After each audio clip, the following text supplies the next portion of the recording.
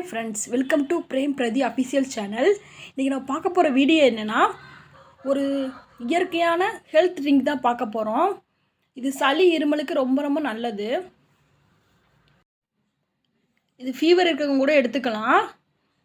இன்றைக்கி நம்ம எடுத்துக்க வேண்டிய பொருட்கள்: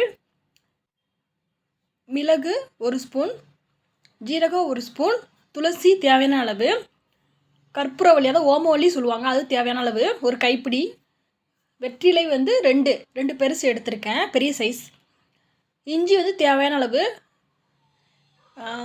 பட்டை 2 பட்டை, சின்ன பட்டை தான், கிராம்பு 2 ஏலம் எடுத்திருக்கேன், மல்லி வரமல்லி 1.5 ஸ்பூன் எடுத்திருக்கேன். இதெல்லாம் வச்சு தான் நம்ம ஒரு கஷாயமாக பண்ண போகிறோம். இது உண்மையிலே ரொம்ப ரொம்ப ஹெல்த்தியான ஒரு கஷாயம் ஃப்ரெண்ட்ஸ். இது கண்டிப்பாக உங்கள் வீட்டில் ட்ரை பண்ணி பாருங்கள். இது சளி இருமல் எது இருந்தாலும் அப்படியே வேர்வை வழியாக வெளியேற்றிடும்.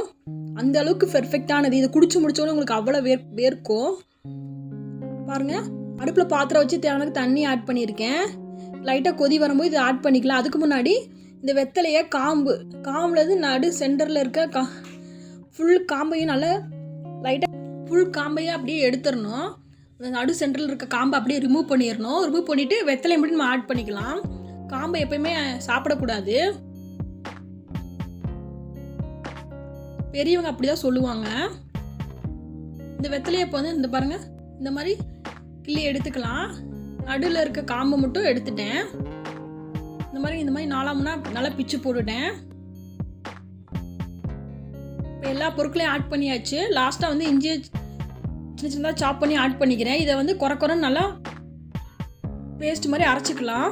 பாருங்கள், தண்ணி கொதி வர ஆரம்பிச்சிருச்சு. நம்மளுக்கு இந்த பேஸ்ட்டும் ரெடி ஆயிடுச்சு.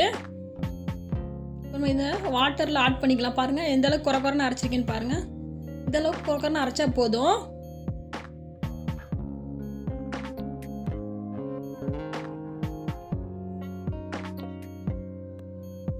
தண்ணி கொதி வந்துருச்சு லைட்டாக. இதை ஆட் பண்ணிக்கலாம். நம்ம அரைச்சி வச்ச பேஸ்ட்டை பாருங்கள் எப்படி கலர்ஃபுல்லாக இருக்குன்னு பாருங்கள்.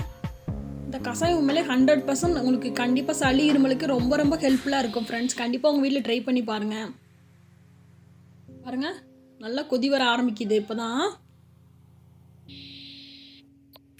நம்ம சேர்த்துருக்கக்கூடிய பொருட்களோட அந்த அரோமாலாம் அப்படியே என்ன சொல்லுது, அந்த அளவுக்கு ரொம்ப வாசமாக இருக்குது. இதோட வாசனையிலே பாதி கோல்டு காஃப்லாம் சரியாயிரும் போட்டிருக்கு. அந்த அளவுக்கு நல்ல அரோமாவாக இருக்குது.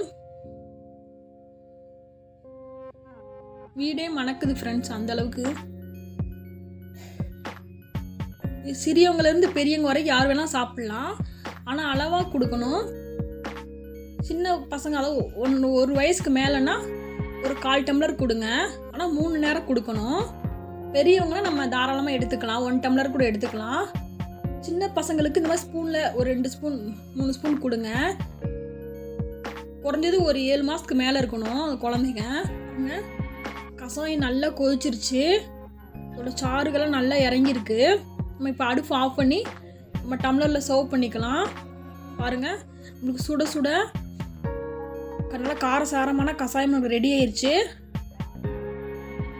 இந்த மாதிரி உங்கள் வீட்டில் ட்ரை பண்ணி பாருங்கள் ஃப்ரெண்ட்ஸ். இந்த கஷாயம் எப்படி இருந்துச்சுன்னு கமெண்ட் பாக்ஸில் சொல்லுங்கள். கண்டிப்பாக இது உண்மையிலே 100% இது யூஸ்ஃபுல்லான ஒரு கஷாயம் ஃப்ரெண்ட்ஸ். அதுவும் இந்த மாதிரி நோய் காலங்களில் கண்டிப்பாக இதை அடிக்கடி எடுத்துக்கிறது நல்லது. குறைஞ்சது வாரத்துக்கு 3 நாட்கள் கண்டிப்பாக இதை எடுத்துக்கோங்க. இது சளி இருமல் ஃபீவருக்கு கண்டிப்பாக யூஸ்ஃபுல்லாக இருக்கும். கண்டிப்பாக உங்கள் வீட்டில் ட்ரை பண்ணி பாருங்கள் ஃப்ரெண்ட்ஸ்.